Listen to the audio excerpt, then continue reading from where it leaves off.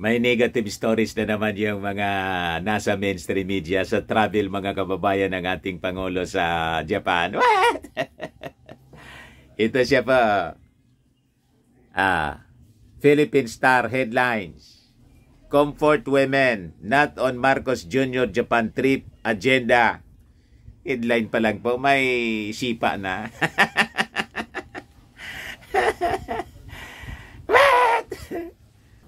Talagang ayaw ninyong tantanan yung ating Pangulong Bongbong. But before I share to you the story, mga kababayan, click subscribe muna. At saka paki-like and share na rin po ninyo ng ating video and hit the notification bell para updated kayo sa mga kaganapan sa ating bayan. At yung mapakinggan po ninyo palagi, yung mga kwentong totoo, walang karga. Diba? At para malinaw natin yung mga fake news na laging kumakalat po ngayon. At saka yung pakiusap ko pala, baka pwede pong wag na ninyong skip yung ating mga commercial ads na dumaraan po dito sa ating video. Para makabili naman tayo mga kababayan ng kahit isang gold bar. O ito ngayon mga kababayan yung balita. Sabi rito, Malacanang has turned down the appeal of a Comfort Women's Group for President Marcos to take up the cause of World War II sexual slavery victims in his upcoming visit to Japan this week. Kayo naman. Ang tagal na ng isyong ito. Yung mga past administrations nga, hindi man to nagiging kasama sa mga agenda kasi tapos na yung gera po at may reparation na, di ba? Na ginawa yung Japanese government after the war. Kapag sinama ito sa agenda ng ating Pangulo, ang mangyayari niyan, imbes gumanda yung relasyon ng ating bansa sa Japan na tumutulong na sa atin, nangyari, past is past eh. Nangyari na po yung dapat hindi mangyari. We will be rubbing the old wounds. Imbes na humilom ang sugat, bubuksan natin yung sugat. Di ba? Mangyayari niyan, imbes na gumanda yung relasyon, aasim. Nangyari na po yung gira, wala man may gusto nun. That was part of the horrors of war. Kailangang tanggapin natin na talagang ganon. Kaya nga ayaw nating maulit yung labanan ng mga bansa. Kaya lang yun ang direksyon. And the President, I think,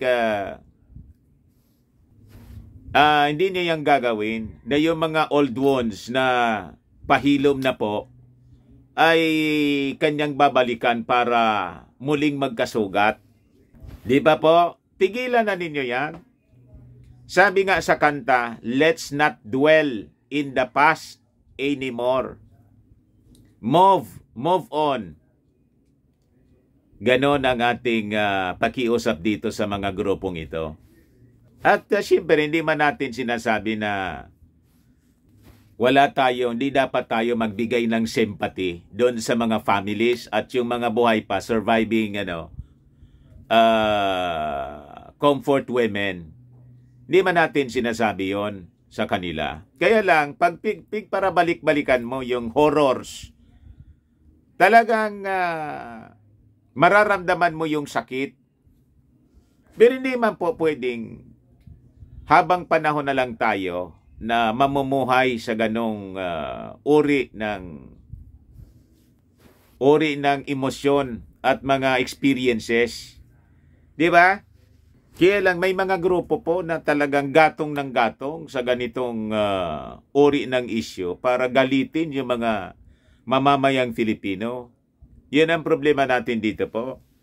Kaya sabi po rito sa balita, in a palace press conference last Wednesday, when details of the President's Tokyo visit were bared, Department of Foreign Affairs Assistant Secretary for Asian and Pacific Affairs Nathaniel Imperial was asked about whether or not Marcos will raise the sensitive issue of comfort women or the rape endured by Filipino women and children at the hands of Japanese soldiers during their occupation of the Philippines in the Pacific War.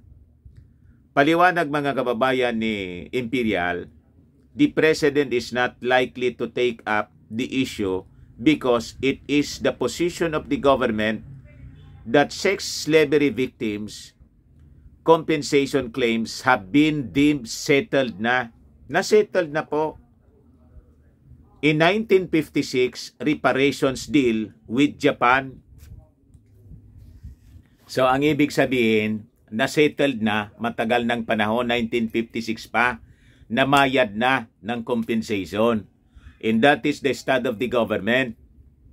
Kaya nga po, yung reparations of war ng Japan, hanggang nga ngayon mga kababayan, tumutulong sila sa atin para mapaunlad yung ating ekonomiya. That's part mga kababayan ng mga pamamayad. Di ba? Other than the actual damage of the war caused by the invasion of the Japanese Imperial Army sa ating bansa during the war. Tama?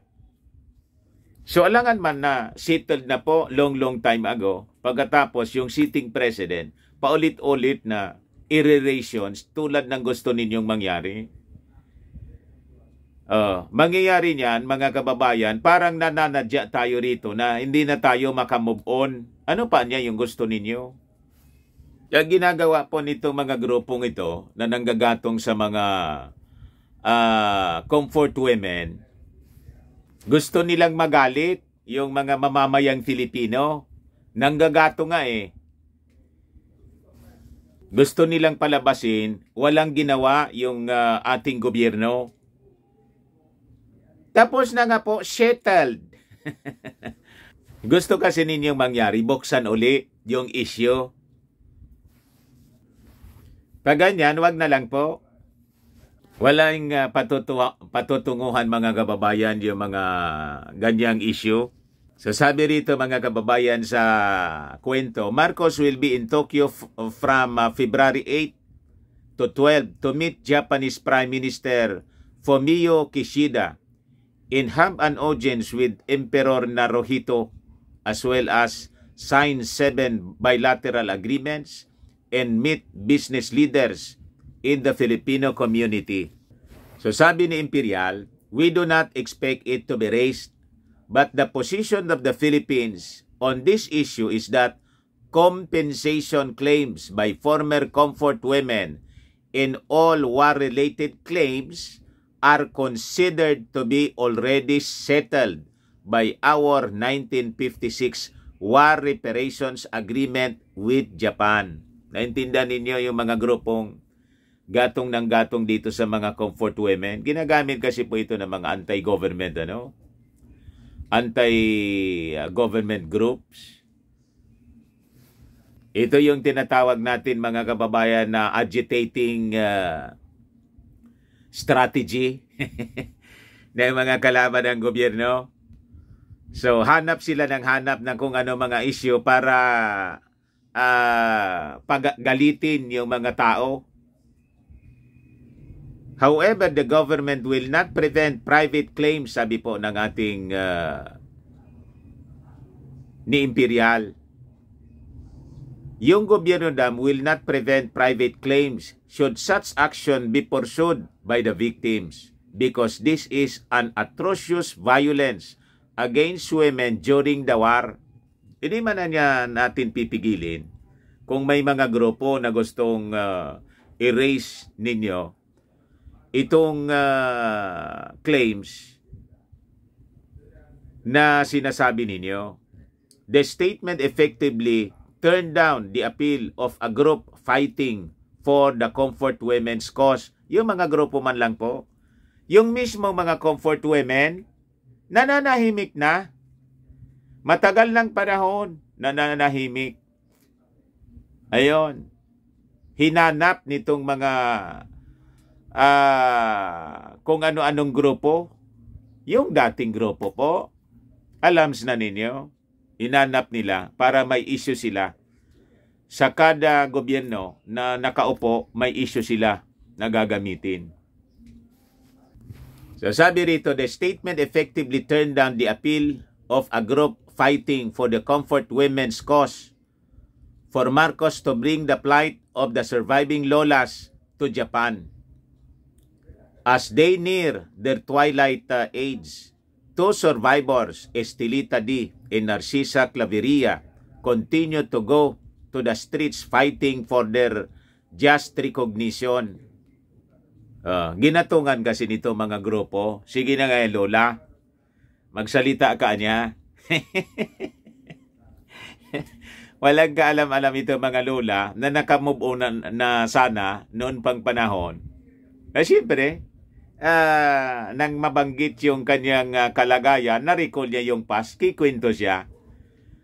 Hindi niya alam, pinaiikot siya nitong mga grupo na nanggagatong sa kanya, ginagamit yung issue, mga kababayan, para to attack the government. Ganon yung mga strategy nila.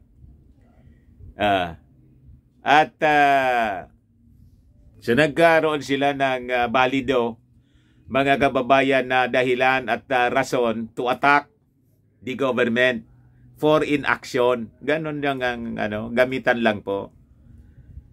Pero dati, itong mga taong ito, nakalimutan na nila. Nakamove on na. Ang nangyari, mga kababayan, binuksan nila uli yung sugat sa kanilang mga puso. Claveria and D held hands in protest in front of the Japanese embassy in Pasay City last Tuesday as they recalled their ordeal. Siguradong sinundo ito ng mga militant organization. Hindi man ito mag-initiate ng sila lang. Di ba? May mga grupo nga na nanggagamit sa pinapaikot para magamit yung experience nila during the Japanese war para sa mga anti-government protest. Ganon lang. Ginagamit yung kanilang masamang eksperyensya, expressing hopes the rape that they endured will not be repeated on the future generations of women and children. Of course, yun din yung hope natin. Kaya lang, pag nagkakaroon ng gira, tulad nung Japanese war dito sa atin, talagang nangyayari yan. You see, hindi man natin sinasabi na tama yung nangyari. Sino bang gusto niyan? I-condemn ninyo yung mga promotor ng gira. Di ba? Kasi pag nandyan yung gira, kasama yan. Parang sinasaniba na po ng Diablo yung mga tao pag gira po. You see? Pero sabi nga natin, hindi man pwedeng we just dwell on the past. Walang mangyayari sa buhay natin kung babalik-balikan natin yung mga masamang experience natin sa nakaraan. Ang kailangan natin ay harapin yung present and the future. Yun ang dapat na focus ng ating energy, hindi yung balikan ng balik sa yung mga nakaraan. Di ba? Sabi dito sa balita, it's heartbreaking that war is brewing once again. It is cruel and unjust that both our lolas are seeing the possibility of yet another war in their lifetime. Women just want to have peace, sabi po ni Gabriela Secretary General Clarice Palse. Sabi na, yung mga militant yung nanggatong po. Alams na, mga kababayan. Anyway, normal Pag sila, yung mga grupong yan, ang nagsalita, alam na kung ano yung objective nila. Baka lang gusto ninyo po itong itry mga kababayan. Firmax, Firming and Lifting Cream, pinapahid po sa mga pulses and affected area. Mainam po sa paninigas ng mga kaso-kasuan. Ito naman po, Automax Radiant Serum, sa mukha naman po, pinapahid twice a day. Anti-aging siya. You will look 10 years younger than your age.